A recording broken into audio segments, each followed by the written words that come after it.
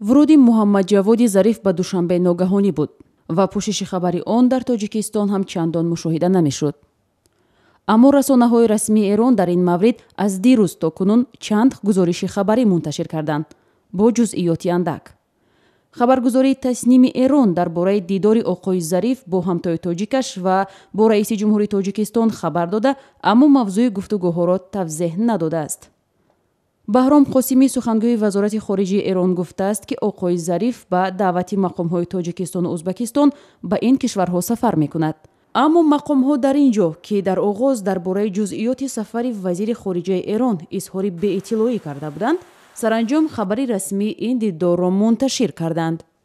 ин бинои ҷадиди сафорати Эрон дар Тоҷикистон аст, ки имрӯз бо ҳузури вазири умури хориҷии Эрон Муҳаммадҷавод Зариф кушода мешавад ва ҳоло ҳузури пулис дар назди ин сафорат хеле зиёд аст, ки барои мо имкони наворбардорӣ аз наздик даст намедиҳад. таи 2 соли ахир равобити миёни Тоҷикистону Эрон ба сардӣ гароидааст. дидори Муҳиддин Кабирӣ, раҳбари ҳизби мамнӯи наҳзати исломии Тоҷикистон бо Али Хоманаӣ, раҳбари ҷумҳурии исломии Эрон дар соли 2015 далели аслии сардии равобит унвон мешавад. коршиносон муносибати сарди Эрону Тоҷикистонро ба гунаҳои мухталиф шарҳ медиҳанд. оё вуруди вазири умури хориҷии Эрон ба Тоҷикистон яхи ин равобитро об мекунад؟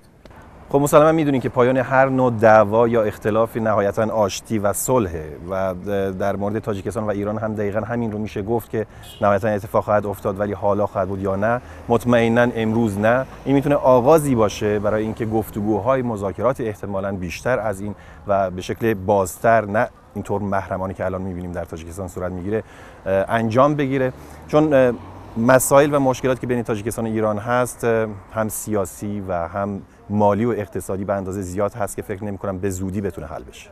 фаридун ҳодизода, таҳлилгари масоили сиёсӣ, бар ин бовар аст, ки нақши Русия дар сафари Оқои Зариф ба Тоҷикистонро наметавон нодида гирифт. Русия ва Эрон ҳамкорони стратегӣ ҳастанд, равобити бисёр хуб ҳастанд ва байни ва Русия кӯшиш мекунад, ки Тоҷикистон дар ин байн халалдор накунад ва Эронро дастгирӣ кунад, ки дар созмони Шонхой узвият пайдо кунад.